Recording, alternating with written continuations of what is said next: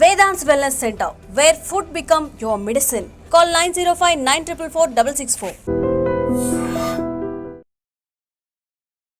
నమస్తే, welcome back to iDream media. నేను మీ ఝాన్సీ. ప్రస్తుతం మనతో గ్యాస్ట్రో సర్జన్ డాక్టర్ శ్రీమన్నారాయణ గారు ఉన్నారు ఫ్రమ్ మెడికవర్ హాస్పిటల్ నుంచి. ఫర్టింగ్ ఈ వర్డ్ మనం రెగ్యులర్గా వింటూనే ఉన్నాము. అంటే తెలుగులో గ్యాస్ ఫామ్ అవ్వడం, నలుగురిలో ఉన్నప్పుడు ఫర్ట్ చేసినప్పుడు స్మెల్ వస్తుందని కానివ్వండి, ఫుడ్ డైజెషన్ అవ్వనప్పుడు కానీ, మోషన్ ఫ్రీగా అవ్వనప్పుడు, అందరిలో కూర్చున్నప్పుడు నలుగురిలో కూర్చున్నప్పుడు ఫర్ట్ చేస్తే అందరు నవ్వుతారు, అలానే ఆపుకోవడం, ఇంకా గ్యాస్ట్రిక్ సమస్యలను పెంచుకోవడం, ఇలాంటివన్నీ జరుగుతాయి. అసలు ఒక గట్ హెల్త్ అని కూడా ఇప్పుడు అంటున్నారు. కాబట్టి మనం ఎలాంటి ఫుడ్ తీసుకోవాలి, ఎలాంటి ఫుడ్ తీసుకున్నప్పుడు ఈ ఫర్టింగ్ సమస్యలు అనేవి వస్తాయి, ఈరోజు డిస్కస్ చేద్దాము.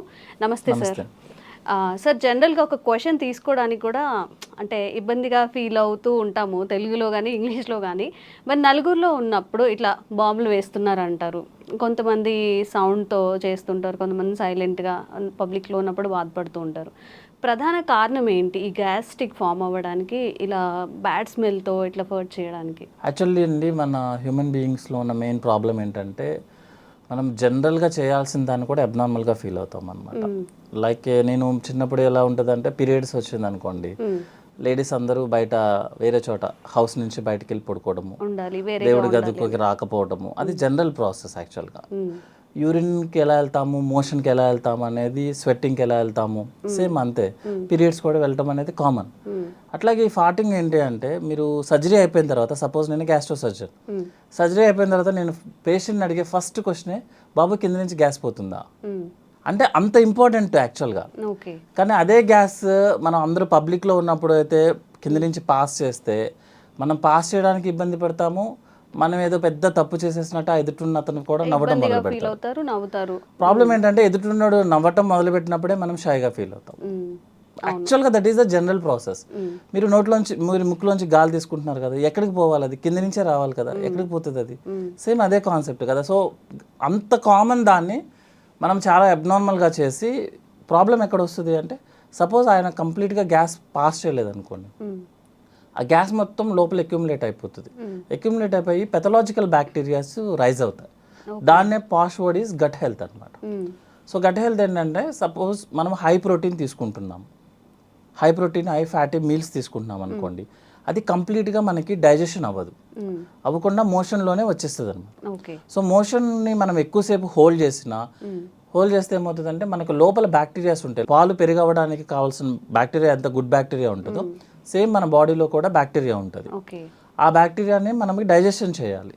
సపోజ్ మీరు ఎక్కువసేపు ఆ ఫ్యాటీ మీల్ని, ప్రోటీన్ మీల్ని బాడీలో ఎక్కువసేపు ఉంచుకున్నాం అనుకోండి, అది డైజెషన్ అయ్యి బ్యాడ్ స్మెల్ని క్రియేట్ చేస్తుంది. సో జనరల్ ఫార్టింగ్ అనేది, జనరల్ గ్యాస్ పాస్ చేయడం అనేది స్మెల్ ఉండదు ఎప్పుడు.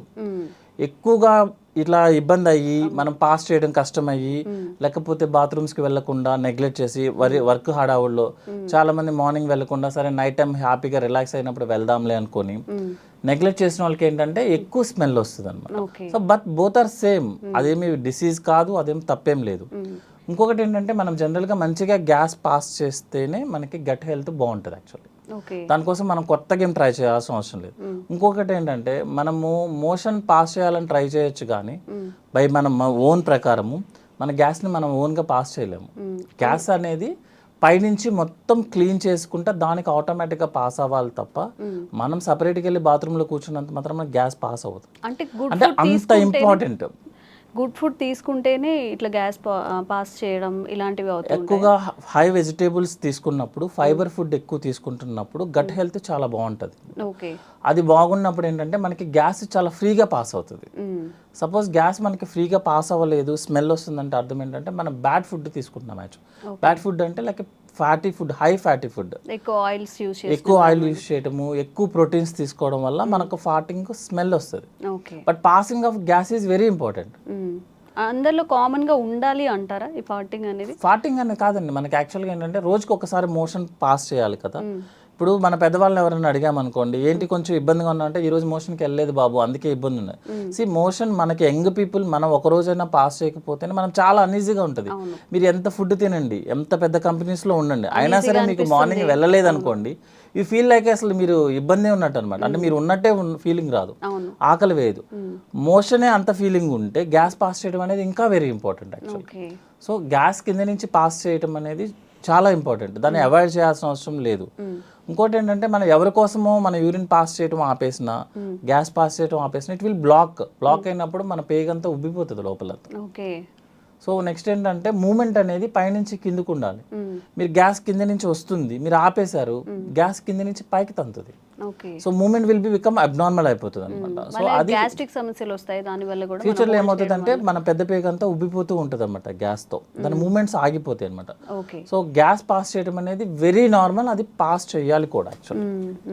సార్ జనరల్గా ఏదైనా ఒక ఇష్యూ తీసుకున్నప్పుడు అస్సలు మోషన్ ఫ్రీగా అవ్వకపోవడం, ఫర్టింగ్ రాకపోవడం అది కూడా డేంజరసే. అండ్ అలాగే ఎక్కువగా ఫర్ట్ చేస్తూ ఉంటారు.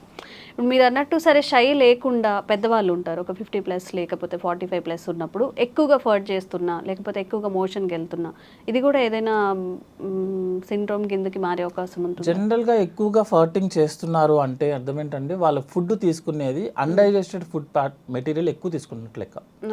లైక్ కార్బోహైడ్రేట్ డ్రింక్స్ తీసుకోవడం కానీ, లేకపోతే మన protein high protein non vegetarian ఎక్కువ తీసుకోవడం కానీ, ఆయిలీ ఫుడ్ ఎక్కువ తీసుకోవడం కానీ, వెజిటేబుల్స్ తగ్గించుకోవడం కానీ జరిగితే ఏమవుతుందంటే మనకి లోపల మోషన్ బ్లాక్ అయి ఉంటుంది అనమాట. మనం ఈరోజు తిన్నాం అనుకోండి ఒక ఫుడ్ ఐటమ్ ఏదన్నా, అది 3-4 డేస్ వరకు మోషన్లో పాస్ అవుతూనే ఉంటుంది. మన మోషన్ మూమెంట్ ఎట్లా అంటే అండి 1 మీటర్ ముందుకు వెళ్తుంది, 1/2 మీటర్ వెనక్కి వస్తుంది యాక్చువల్గా లోపల బాడీ లోపల. సో ఈజీగా చెప్పడానికి చెప్తున్నాను అనమాట. 1 మీటర్ ముందుకు తోస్తే మోషన్ 1/2 మీటర్ వెనక్కి వెళ్తుంది. అంటే మోషన్ అనేది లోపల సర్క్యులేట్ అవుతూనే ఉంటుంది. సో మంచి ఫుడ్ తీసుకోకపోతే, లైక్ బ్యాలెన్స్డ్ డైట్ అంటాం, అంటే హై ఫైబర్స్ తీసుకోకపోతే, వాటర్ తాగకపోతే, ప్రోటీన్ ఎక్కువ తీసుకున్నా, ఆయిల్ ఎక్కువ తీసుకున్నా మోషన్ మూమెంట్ ఉండదు. ఆ మోషన్ మూమెంట్ ఉండకపోవడం వల్ల లోపల ఉన్న బ్యాక్టీరియా మోషన్ని మెటబలైజ్ చేస్తుంది, చేసి గ్యాస్ని రిలీజ్ చేస్తుంది, ఎక్కువ రిలీజ్ చేస్తుంది. దానివల్ల ఎక్కువ ఫార్టింగ్ చేస్తున్నాడు తను. అంతేగాని అది హెల్దీ అంటారా? అది అన్హెల్దీయేనా? అది అన్హెల్దీ అండి. ఎక్కువ ఫార్టింగ్ చేయడం అనేది అన్హెల్దీ. రెగ్యులర్గా ఫార్టింగ్ చేయడం అనేది నార్మల్, హెల్దీ, వెరీ హెల్దీ. ఎందుకు ఎక్కువసార్లు ఎందుకు పాస్ చేస్తున్నాడు అంటే this is the reason, motion లోపల బ్లాక్ ఎక్కువ అయిపోతుంది దానికన్నా. తను చెప్తాడు లేదు నేను రోజు మోషన్కి వెళ్తానని చెప్తాడు యాక్చువల్గా. అంటే మోషన్ ఎంత వెళ్తున్నారు అనేది ఎవరు చెప్పలేరు యాక్చువల్గా, ఎవరు చూసుకోకూడదు. మొత్తం క్లీన్ అవ్వట్లేదు యాక్చువల్గా. అంటే ఉండాల్సిన మోషన్ అంతా క్లీన్ అవ్వట్లేదు లోపలికి, అందువల్ల గ్యాస్ ఎక్కువ పాస్ చేస్తున్నాడు, స్మెల్ కూడా వస్తుంది అనమాట. అండ్ ఒక్కొక్కరిలో అసలు ఫర్టింగ్ ఉండదు, అండ్ రెగ్యులర్గా మోషన్కి వెళ్తూ ఉంటామని చెప్తున్నారు. మీరేమో డైలీ ఫర్ట్ చేస్తేనే, అంటే రెగ్యులర్గా ఫర్ట్ చేసేది హెల్దీ అని చెప్తున్నారు. మరి ఇట్లా అస్సలు ఫర్టింగ్ రాకుండా అలా కూడా? యాక్చువల్గా మేడం ఫర్టింగ్ చేయటం అనేది మన చేతుల్లో ఉండదు. ఫుడ్ అంటారా? కాదు. అంటే ఇక్కడ ఏంటంటే కింద నుంచి గ్యాస్ పోవడం అనేది మన చేతుల్లో ఉండదు. పైనుంచి ఇంటెస్టైన్ గ్యాస్ని మూమెంట్ కిందకి తీసుకొస్తేనే మనకి గ్యాస్ వస్తుంది. మీకు 40-50% పేషెంట్స్ వాళ్ళకి గ్యాస్ పాస్ చేయడం అంటే కూడా తెలియదు వాళ్ళకి. యాక్చువల్లీ వెళ్తూ ఉంటుంది, వాళ్ళకి తెలియదు. అదొకటి అంటే మోషన్ అందరూ కాన్సన్ట్రేట్ చేసేది ఏంటి, మోషన్ పాస్ చేసామా లేదా అని చూస్తారు యాక్చువల్గా. సో మనం పేషెంట్స్ వాళ్ళని క్లియర్గా అడిగామనుకోండి, ఏమన్నా మీరు కింద నుంచి గ్యాస్ పాస్ చేస్తున్నారు అనుకుని షై ఫీలింగ్తో కూడా లేదండి మాకు అలాంటివి తెలియదండి అని అంటారు. యాక్చువల్గా గ్యాస్ పాస్ అవుతూనే ఉంటుంది, అది మనం నోటీస్ చేయమంతే. ఎప్పుడు నోటీస్ చేస్తామంటే స్మెల్ వచ్చినప్పుడు, సౌండ్ వచ్చినప్పుడు యాక్చువల్గా మనం నోటీస్ చేసేది. స్మెల్ ఎక్కువ వచ్చినా, సౌండ్ ఎక్కువ వచ్చినా, ఇంకొకటి చెప్పమంటారా, మోషన్ స్మెల్ ఎక్కువ వచ్చినా కూడా ప్రాబ్లం యాక్చువల్గా. జనరల్గా చూసుకుంటే 70-80% వాళ్ళకి మోషన్ అంత స్మెల్ రాదు. కొంతమందికి మరీ చాలా ఎక్కువ స్మెల్ వస్తుంది. అర్థం ఏంటంటే లోపల మోషన్ స్టక్ అవుతుంది, అంటే రెగ్యులర్గా పాస్ అవ్వాల్సిన మోషన్ పాస్ అవ్వట్లేదు అని అర్థం. 2-3 days అలా ఉండిపోవడం వల్ల ఎక్కువ స్మెల్ వస్తుంది అనమాట. సో గ్యాస్ పాస్ చేయడం అనేది హెల్దీ, కానీ ఎక్కువ ఫార్ట్ చేయడం అనేది, ఎక్కువ స్మెల్ రావడం అనేది అన్హెల్దీ. అంటే మోషన్ బ్లాక్ అవుతుంది, అంతకుమించి వేరే ప్రాబ్లం ఏం కాదు. ఓకే. అండ్ యావరేజ్గా పర్ డేకి ఎన్నిసార్లు మోషన్కి వెళ్తే మంచిది? కొంతమంది పదే తిన్న వెంటనే ఇమీడియట్గా టిఫిన్ చేసినా, అసలు ఏమైనా తిన్నా కానీ వెంటనే మోషన్కి వెళ్ళిపోతూ ఉంటారు. ఇది కరెక్టే అంటారు? ఇది మంచిదేనా? అసలు పర్ డేకి ఎన్నిసార్లు మోషన్ అయితే మంచిది అంటారు? జనరల్గా అండి మా దాంట్లో ఫార్ములా టైప్లో ఉంటాయి అనమాట. యాక్చువల్ డెఫినేషన్ ఆఫ్ కాన్స్టిపేషన్ అన్న వర్డ్ యూజ్ చేస్తే రోజుకి ఒకసారి లేకపోతే మినిమం 2 daysకి ఒకసారి, దట్ ఈస్ నార్మల్. ఓకే. అంటే వారంలో 3 టైమ్స్ మోషన్ పాస్ చేయడం అనేది నార్మల్. ఒక్కసారి అలా కాకుండా కొంతమంది పేషెంట్స్ ఏంటంటే మోర్ దాన్ 2 డేస్ కనుక టైం తీసుకున్నా, లేకపోతే మోషన్ పాస్ చేయడానికి మోర్ దాన్ 5 మినిట్స్ టైం తీసుకున్నా, దట్ ఈస్ కాన్స్టిపేషన్. అంతే తప్పించి రోజు వెళ్ళాల్సిన అవసరం లేదు. ఎవ్రీ ఆల్టర్నేట్ డే వెళ్ళినా దట్ ఈస్ నార్మల్గా మనం రెగ్యులర్గా చూసుకునే లెక్క అయితే. అట్లా కాకుండా ఎక్కువ సార్లు వెళ్తున్నాడు ఒక పేషెంట్, అతన్ని మనం హిస్టరీ అడగడం ఇంపార్టెంట్ అనమాట యాక్చువల్లీ.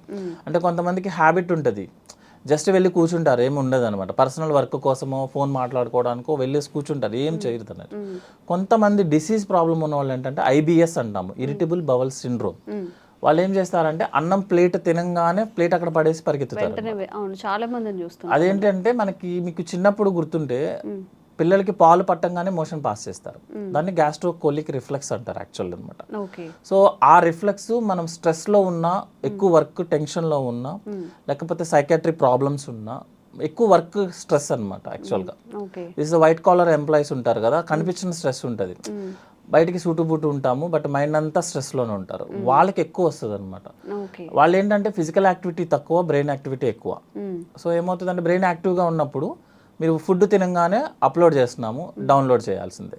సో ప్లేట్ అక్కడ పెట్టేసి పరిగెత్తుతారు, వెళ్ళేసి ఎంటీ చేసి మళ్ళీ బాత్రూమ్కి మళ్ళీ 10 మినిట్స్లో పరిగెత్తుతారు. అది IBS ప్రాబ్లం యాక్చువల్గా.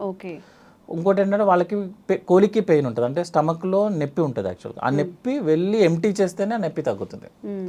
అదేంటంటే it's a mental problem type madam, physical activity లేకపోవడం వల్ల జరిగే ప్రాబ్లం ఇదంతా అన్నమాట. దాన్ని IBS అంటాము. యాక్చువల్గా జనరల్గా IBSకి ఏం ట్రీట్మెంట్ అంటే రీజన్ ఏంటి, స్ట్రెస్. అది తగ్గించుకుంటే ఆటోమేటిక్గా IBS తగ్గుతుంది.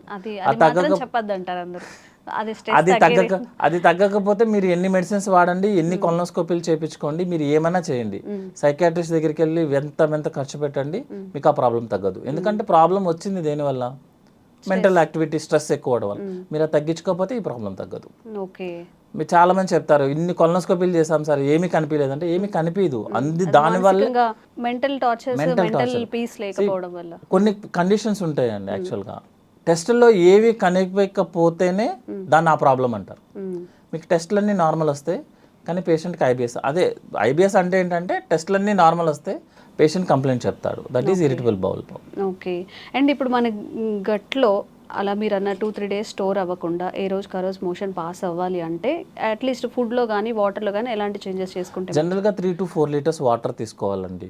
30 మినిట్స్ వాకింగ్ చేయాలి యాక్చువల్గా, ఫిజికల్ యాక్టివిటీ చేయాలి వాకింగ్ లాగా. వాకింగ్ అంటే ఫోన్ పట్టుకొని కాదు, మనం వాకింగ్ చేసుకుంటే బెటర్, పీస్ఫుల్గా అన్ని ఫీల్ అవుతూ నడుస్తున్నామని అని ఒకే పేస్లో చేసుకుంటా వాకింగ్ చేయాలి. చాలా మంది ఏం చేస్తారంటే 10 మినిట్స్ చేసి 10 మినిట్స్ రిలాక్స్ అయ్యి 10 మినిట్స్ అట్లా కాదు, కంటిన్యూస్ 30 మినిట్స్ వాకింగ్ చేయాలి, 3 to 4 లీటర్స్ వాటర్ తీసుకోవాలి. నెక్స్ట్ ఏంటంటే మన బ్యాలెన్స్డ్ డైట్ అంటాము, అంటే 60% కార్బోహైడ్రేట్స్ ఉండాలి, 20% ఫ్యాట్ ఉండాలి, 20% ప్రోటీన్ ఉండాలి. కార్బోహైడ్రేట్స్లో మోర్ ఏంటంటే వెజిటేబుల్స్ ఉండాలి యాక్చువల్గా, more fibre diet, you will pass by motion normally. ఫాటింగ్ కూడా రెగ్యులర్గా ఫాట్ అయిపోతూ ఉంటుంది, స్మెల్ ఉండదు, ఏమి ఇబ్బంది ఏం రాదు. Okay sir, thank you.